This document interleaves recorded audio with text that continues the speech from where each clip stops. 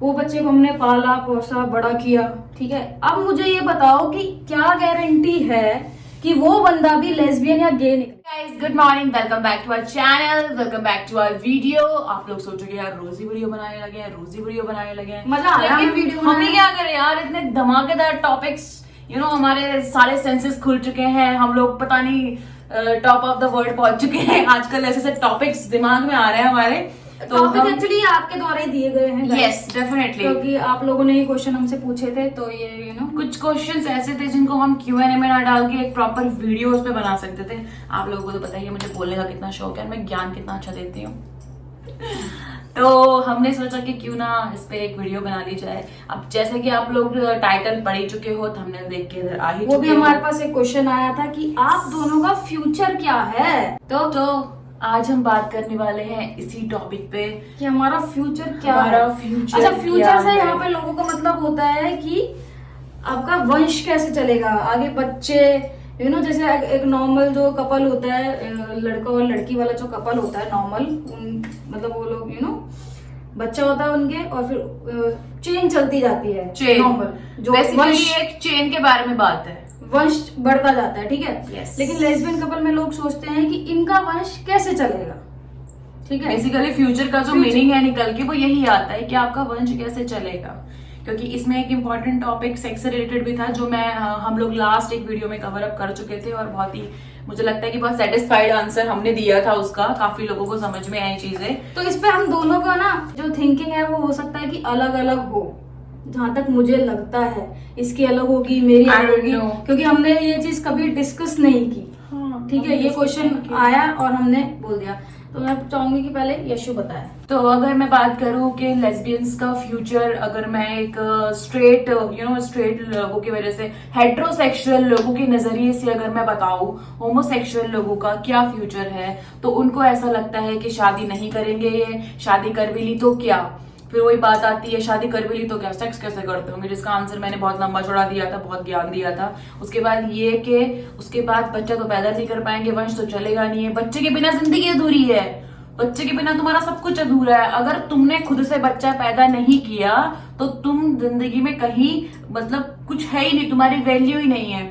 और फिर उसके बाद उनका क्या निकल के आता है कि अगर तुमने अडॉप्शन, हम लोग बेचारे ऐसे कहते हैं कि अडॉप्ट कर लेंगे बेबी, फिर क्या हो गया। हमारे इंटेंशंस अलग हैं, उसके पीछे हमारे इमोशंस अलग हैं। अडॉप्शन के पीछे हम एक ऐसे बच्चे को लाइफ देना चाहते हैं जिसका जिसके आगे पीछे कोई नहीं है, और हम उसको एक अच्छी जिंदगी देना चाहते हैं, वो अडॉप्शन के थ्रू, ठीक है, एक अच्छे पेरेंट्स बनना चाहते हैं। तो ऐसी सिचुएशन में कुछ लोगों का आंसर ये निकल के आता है कि आप उसको क्या ही जिंदगी दोगे, आपकी खुद की कोई जिंदगी नहीं है, ठीक है। आप खुद समाज में ठोकरें खाते हो, लोग आपको अच्छा जज नहीं करते, उसको अडॉप्ट करके आप उसकी भी लाइफ डिस्ट्रॉय करोगे, उसको आप अच्छी लाइफ नहीं दे सकते, लोग उसको ताने मारेंगे, सोसाइटी उसको ताने मारेंगी, माँ बाप कौन बनेगा। अच्छा, एक क्वेश्चन और निकल के आता है कि ये कौन डिसाइड करेगा कि कौन बीवी है कौन पति है, माँ कौन बनेगी और बाप कौन बनेगा। तो मैं इसका भी आंसर देना चाहती हूँ होमोसेक्सुअल बनके। तो जो भी हम बच्चा अडॉप्ट करेंगे ना, ये उस पर डिपेंड करता है कि वो हम दोनों को माँ बोलना चाहता है या हम दोनों को पापा बोलना चाहता है, या मेरे को माँ और उसको पापा बनाना चाहे, वो हमने उसके ऊपर छोड़ दिया। क्योंकि मुझे नहीं लगता कि इसमें कोई बहुत बड़ी कंफ्यूजन होनी चाहिए या उसको कुछ वो होना चाहिए। तो जरूरी थोड़ी है कि माँ बाप ही हो, माँ भी तो हो सकती है। क्यों नहीं हो सकती यार, क्यों नहीं हो सकती।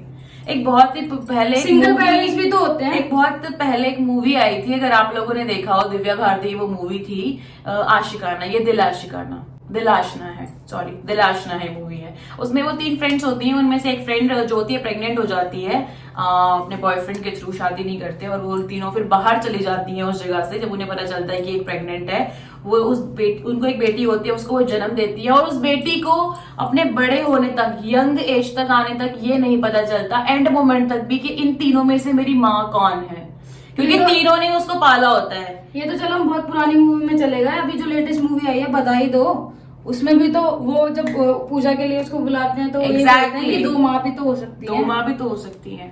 तो बेसिकली मैं बस इस पे इतना सा ही कहना चाहती हूँ कि ये जो फ्यूचर को लेके जो एक बात है, ये जो बच्चे को लेके जो एक बात है, तो सिर्फ मेरे हिसाब से ये नजरिया ही है आपका, आप किस नजरिए से क्या चीज देखना चाहते हो, सिर्फ इतनी सी बात है। और रही बात अडॉप्शन की, अडॉप्शन पे मैंने पहले भी बहुत बार बोला है और आज फिर मैं एक बार आपको बता दूं कि अडॉप्शन का मेरा तब उस टाइम बन चुका था जब मैं सिंगल थी, मेरी लाइफ में कोई भी नहीं था, और जब मैंने ये डिसीजन भी लिया था कि मुझे शादी करनी ही नहीं है, मैं सिंगल रहूंगी, और तभी से मेरा ये था कि मैं एक बच्चा अडॉप्ट करके उसको एक अच्छी जिंदगी देने की कोशिश करूंगी। तो इसका मेरे होमो होने से या मेरे पायल की मेरी लाइफ में आने से कोई खास कनेक्शन नहीं है। वो तो अब हम दोनों साथ हैं तो हम एज ए पार्टनर वो चीज सोचते हैं कि हाँ हमें एक अडॉप्शन करना है, एक बच्चे को लाइफ देने हैं। तो मेरे हिसाब से अगर मैं फ्यूचर के बारे में बात करूं तो ऐसी कोई बात नहीं है। जो हेट्रो होते हैं, उनके जो वंशज होते हैं, जो चला रहे होते हैं, वो उनको कितना सुख देते हैं आप लोग भी देखते ही हो। और वही मैं लास्ट बात फिर बोलूंगी जो मैंने आखिरी बार बोली होती, अगर बात वंश की होती और बात होता कि हेट्रोसेक्सुअल की जो लाइफ चल रही है, जो चेंज चल रही है, अगर वो सही चल रही होती तो दुनिया में इतने अनाथ आश्रम नहीं खुले होते। चलो अब वंश की बात की है तो और अनाथ आश्रम के साथ वृद्धाश्रम भी नहीं खुले होते। इस पे एक बात और कर लेते हैं। आप लोग बोलते हैं कि वंश कैसे चलेगा, मैं बताती हूँ कैसे चलेगा वंश। मान लो हम तो हैं ही कपल, खैर हम कपल हैं, ठीक है, हम कपल हैं।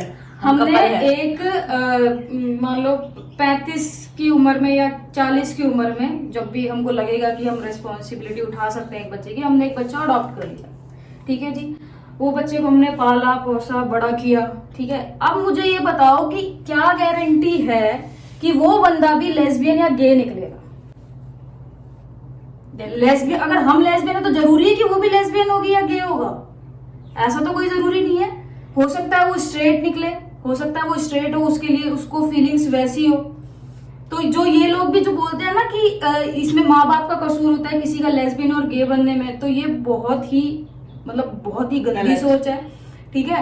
बंदे की जो फीलिंग्स होती है ना वो खुद की होती है, किसी के डालने से नहीं होती। हाँ ये मैं जरूर मान सकती हूँ कि जो इंसान बचपन से जो देखता है उसमें वो आ जाता है, लेकिन जो फीलिंग्स होती है वो कोई चेंज नहीं कर सकता। मान लो हमने जो बच्चा अडॉप्ट किया वो स्ट्रेट निकल गया, उसने शादी की, मान लो लड़का हुआ तो लड़की से शादी की, वंश चलना शुरू हो गया वहां से, तो नॉर्मल सी बात है, वंश चलना शुरू हो गया, हमारी भी चेन बन गई आगे, जैसे नॉर्मल चेन लोगों की बनती है। अगर किसी रीजन से वो लेस्बियन या गे निकला, ठीक है, उसने भी सेम मतलब वो लोग उसने भी अपना सेम एक कपल ढूंढ लिया सेम सेक्स में, एंड वो अपना आगे उसने भी फिर बच्चा अडॉप्ट किया, फिर उस बच्चे की क्या गारंटी है कि वो लेस्बियन या गे निकलेगा? वो हो सकता है स्ट्रेट निकले। तो इसमें जो ये वाली बात है ना कि वंश कैसे चलेगा, ये तो आप छोड़िए, वो हेट्रो होगा तो और भी मैं वंश तो ये चलेगा। चाहती हूँ कि वो लेस्बियन या गे ही निकले, कम से कम एक और बच्चे को नई जिंदगी मिल जाएगी। समझ रहे हो? जो इतने जो लोग बच्चा फेंक जाते हैं कहीं भी, कूड़े में फेंक दिया, आए दिन इतनी लाशें मिलती हैं यार, कितनी। बहुत सारी जगहों में ये केसेस सुनने को मिले हैं। अभी रिसेंटली होशियारपुर का एक केस अभी तक तो सिर्फ ये आता था कि लड़कियों को फेंका जाता है, अब लड़कों को भी फेंक दिया जाता है। एग्जैक्टली पैदा हुए बच्चों। जो लोग ऐसा करते हैं उनको इस बात से कोई मतलब नहीं है कि लड़का है या लड़की है, उनके लिए वो एक बोझ के समान है, वो उनको फेंक देते हैं। बोझ के अभी समान है, फिर करते ही क्यों हो यार? कितने केसेस ऐसे आए हैं कि न्यूली बॉर्न बेबीज की डेड बॉडी मिली है, और ऐसी ऐसी कंडीशंस में मिली है ना, मतलब मैंने एक तो खुद ही पिक्चर्स देखी थी, उसको जो एकदम बर्थ के बाद ही उसको फेंक दिया गया था, और उसकी पूरी बॉडी को ना, जो आपको पता है कि कीड़े होते हैं मिट्टी में, छोटा सा बच्चा है वो उसको पूरा खा चुके थे उसकी बॉडी को, मतलब बहुत छोटा सा यार, आप सोच भी नहीं सकते। तो मुझे लगता है कि ऐसे वाले वंशज वाले माँ बाप बनने से बेहतर है कि हम एक ऐसे माँ बाप बने, मतलब मुझे ऐसा फील आता है कि हम ऐसा बने तो ज्यादा बेहतर है, हमें वैसा नहीं बनना। और इतना भी मैं कॉन्फिडेंटली कह सकती हूँ कि कभी लाइफ में जब भी एक बच्चे का अडॉप्शन हम करेंगे, वो हमें नहीं पता कि वो मेल होगा फीमेल होगा, सेक्सुअलिटी बाद में क्या बनती है क्या नहीं बनती, क्योंकि आप लोग जानते हो कि सब कुछ नेचुरल होता है। जो लोग समझदार है, जिनको पता है इनके बारे में, ये सारी चीजें नेचुरल होती हैं, ये सारी चीजें आपकी इनबिल्ट होती हैं, इनको कोई आपके अंदर डालता नहीं है, कोई ब्रेन वॉश नहीं करता आपका। तो वो जो भी निकले उससे हमें कोई फर्क नहीं पड़ता, बट डेफिनेटली इतना तो श्योर है कि हम अपनी तरफ से उसको एक अच्छी परवरिश देंगे, क्योंकि हर पेरेंट्स, चाहे वो होमो हो या हेट्रो हो, अपने बच्चे को अच्छी परवरिश देने की कोशिश करते हैं और यही एक्सपेक्ट करते हैं कि वो अच्छा इंसान बने। सबसे पहले उनका यही आता है कि अच्छा इंसान बने, ठीक है। हर माँ बाप अपने बच्चे से एक्सपेक्ट करता है कि आगे चल के हमारे लिए बुढ़ापे का सहारा बने, ये बने वो बने। हालांकि हम ऐसा एक्सपेक्ट नहीं करते, हम ऐसा कभी नहीं सोचते, क्योंकि बहुत सारी चीजें ऐसी हो जाती है कि परवरिश अच्छी मिलती है, पढ़ाई लिखाई जैसे कि मैंने बताया कि माँ बाप का इसमें कोई रोल नहीं होता। माँ बाप सिर्फ आपको एक रास्ता दिखा सकते हैं कि भैया ये है रास्ता सही वाला, इस पे आपको चलना है। अब आप क्या चूज करते हो वो आप पे है। अब आप क्या चूज करते हो कि आपको किस तरह से जाना है, किस रास्ते से जाना है। तो ये सब डिपेंडेंसी है अब उस बच्चे के ऊपर कि वो क्या करता है। हमारा उतना ही काम है, आगे उसका अपना माइंड, अपनी थिंकिंग कि वो क्या करता है। तो एक्सपेक्टेशंस और की बात अगर मैं करूं तो ये यहाँ पर है। और रही वंश की बात, तो वो जो एक चेन, एक वंश वाली अगर हेट्रो की मैं बात करूं चली रही है, अपने पेरेंट्स को उसने कोई सुख नहीं दिया, तो मुझे लगता है ऐसे वंश का ना होना ही बेहतर है। जिनके पेरेंट्स वृद्धाश्रम में पड़े रहते हैं तो उसे तो बेहतर है ना कि फिर ऐसा वंश ही ना हो। कम से कम उन्हें दुख तो नहीं होगा कि हमने कोई बच्चा पैदा किया था, उसने हमें यहाँ पहुंचा दिया। तो हम तो भैया एक्सपेक्ट ही नहीं करते। अगर हम अडॉप्शन भी करते हैं तो उससे हमारी कोई एक्सपेक्टेशंस नहीं है। अगर कल के दिन हमारे पास यहाँ कोई तीसरा भी खड़ा मिले तो मैं उसको ये वीडियो जरूर दिखाऊंगी कि हमने तेरे आने से पहले तेरे बारे में बता दिया कि हमें तेरे से कोई उम्मीद नहीं है। अगर तू कुछ करना चाहे हमारे लिए तो वेल एंड गुड है, पर हमें उम्मीद नहीं है। हम ना एक्चुअली हमेशा ये सोचते हैं, मैं आपको एक और चीज बता दूं आज, हम ज्यादा फ्यूचर के लिए नहीं जाते, प्रेजेंट में ज्यादा जीते हैं, ये तो बहुत ही ज्यादा।